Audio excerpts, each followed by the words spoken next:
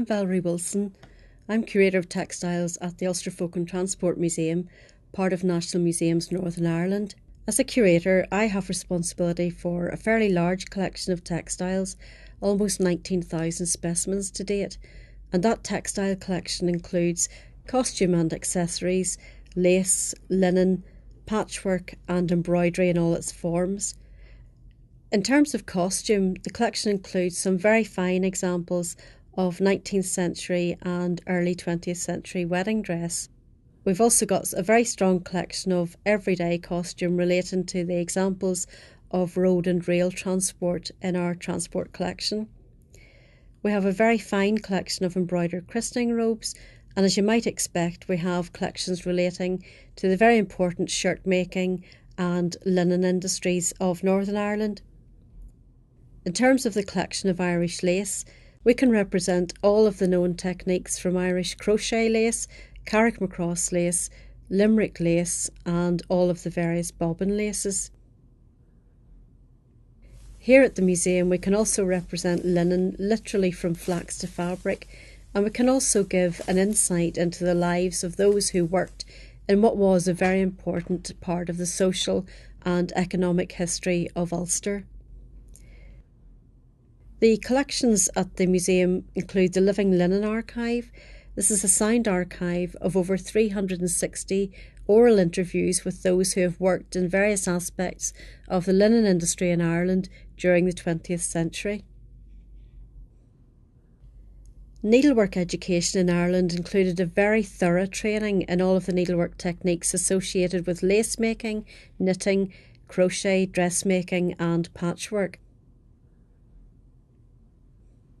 We have a very fine collection of 18th century embroidered bed covers, one of which we know to have been made as a marriage quilt in the 1790s, and all of which exhibit the really highest standards of needlework. The extensive collection of samplers, needlework sample books, whitework embroidery and lace has featured in an exhibition called Through the Eye of a Needle, which involved a collaboration with the Forge Mill Needle Museum at Redditch.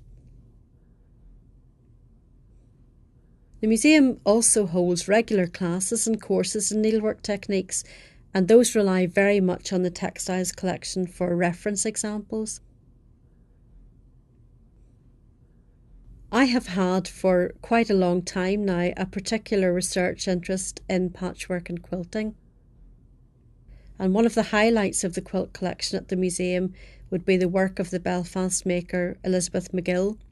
Elizabeth was originally born in Bryansford in County Down in 1889, and both she and her sister were apprenticed as young girls to the whitework embroidery industry.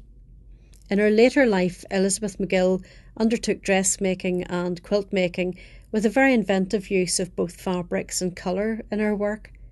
In her lifetime, she made over 200 quilts. The museum has 5 examples of these, ranging in date from the 1930s to the 1970s, and these quilts have been exhibited both nationally and internationally in quilt exhibitions. One of the ways in which the museum's collection of costume and textiles is brought to life is through the use of period costume, worn by visitor guides and front of house staff on a daily basis at the museum.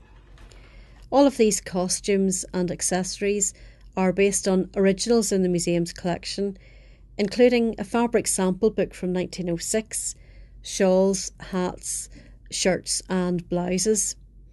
The museum's costume coordinator uses all of her millinery and dressmaking skills to bring these costumes to life and to reflect traditional costume or everyday wear as it would have been for the early 1900s in Ulster.